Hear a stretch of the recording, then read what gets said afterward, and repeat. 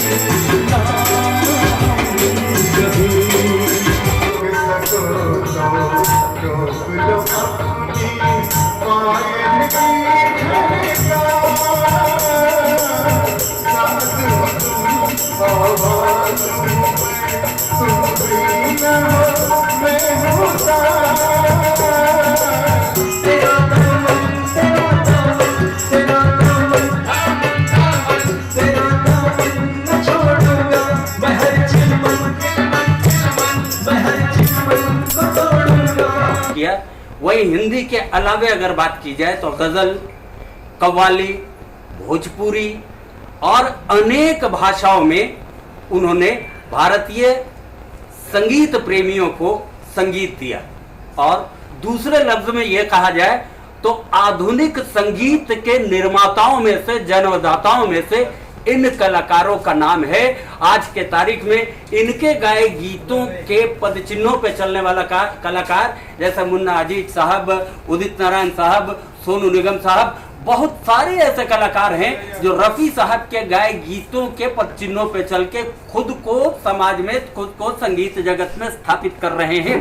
और न केवल वही, बल्कि आप हमारे रांची शहर में जब आएंगे आज के तारीख में, तो रांची के विभिन्न जगहों पर, जैसा कि हमारे थंडर न्यूज के जितने भी दर्शक हैं जानते हैं कि रांची संगीत का एक हब है।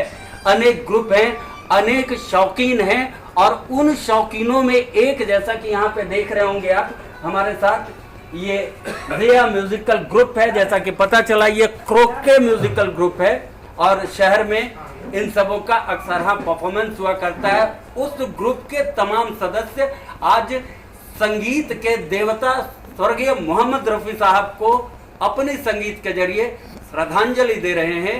तो आइए चलते हैं ज़िया म्यूजिकल ग्रुप के इस श्रद्धांजलि सभा में आप सबों को लेकर।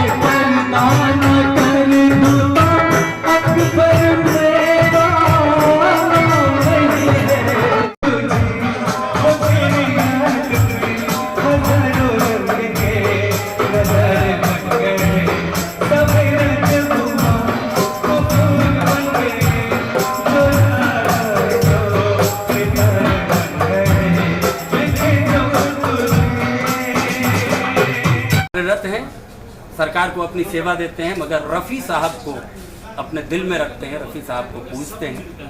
आप क्या कहना चाहेंगे जमाल साहब, रफ़ी साहब के लिए क्या सुनाएंगे? रफ़ी साहब हम लोग के लिए आइडियल्स हैं, और right from my childhood I started singing songs of Rafi साहब and I like him all songs.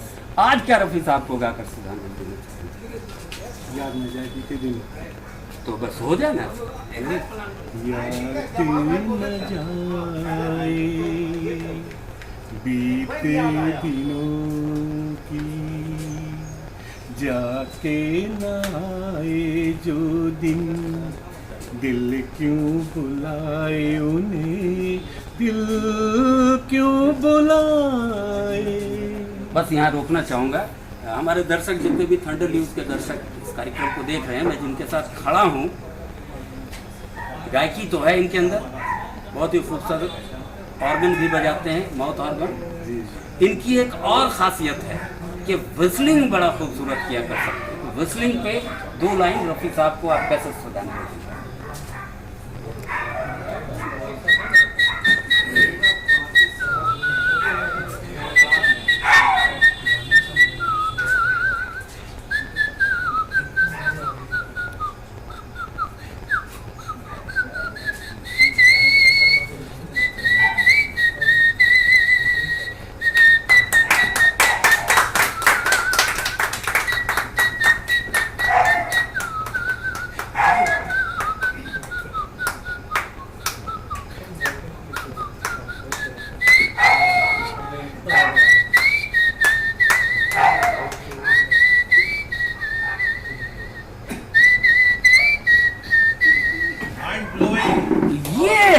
Jamal भाई, और ये प्रतिभा रांची में है। एक बड़े ही अच्छे सैक्सोफोन प्लेयर हैं, कीबोर्ड प्लेयर हैं, गायकी के शौकीन हैं। आबिद साहब को यहाँ बुलाना चाहूँगा, और इन्हें भी मैं संगीत का एक इंस्टीट्यूट ही बोलता हूँ, क्योंकि काफ़ी लोग इनसे सीख रहे हैं, काफ़ी लोग रियाज करते हैं इनके पास आकर। और हमारे झारखंड के बड़े प्रसिद्ध कलाकारों में से एक हैं आबिद साहब।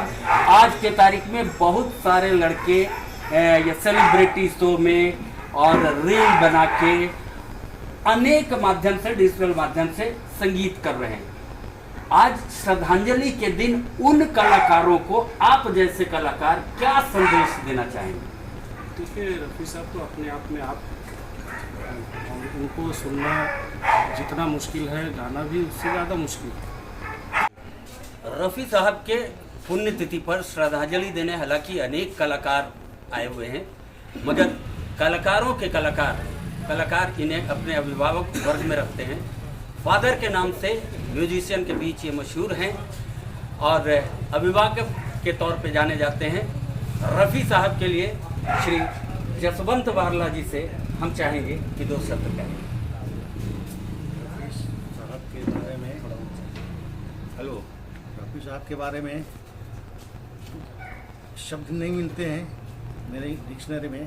उनकी तारीफ हम कैसे करें, किन शब्दों में करें, आसमान को दिया दिखाने के बराबर है।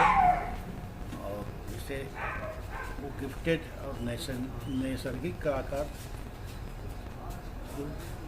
मुख्य रूप से गिफ्टेड ही बोलेंगे। और जो गिफ्ट उनको मिला है सरस्वती के द्वारा, का उपयोग उन्होंने बहुत संगीत की शिक्षा नहीं ली, लेकिन वो खुद ही संगीत के इंस्टीट्यूट रहे हैं गायकों के लिए। और उनके द्वारा सैकड़ों नहीं हजारों गीत हैं। गीतों की मोतियाँ बिखरी हुई हैं, और कौन सा गीत उनका सबसे बेहतर है नहीं कह सकते कि हर एक गाने को वो पूरी शिद्दत और आत्मा से गाते थे। उनके शब्दों को, हल्के फुल्के गाने, गज़ल, गंभीर, कव्वाली, हर एक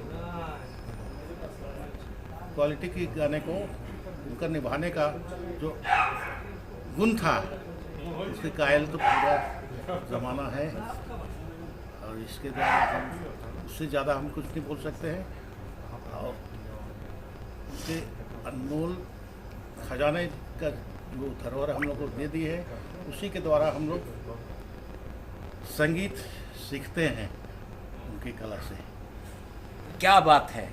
एक इंस्टीट्यूट जब रफ़ी साहब को स्वयं बोले कि वो अपने आप में इंस्टीट्यूट है, तो समझ सकते हैं इस इंस्टीट्यूट का समर्पण रफ़ी साहब के लिए, श्रद्धा रफ़ी साहब के लिए। काफ़ी लोग हैं हमारे साथ, राजनीति दल से भी हैं और कला के तौर पे भी हैं। इस्लाम साहब हमारे बीच मौजूद हैं। मैं चाहूँगा कि इस्लाम साहब रफ़ी साहब के लिए आज श्रद्धांजलि के दिन पर अपने उद्गार व्यक्त करें।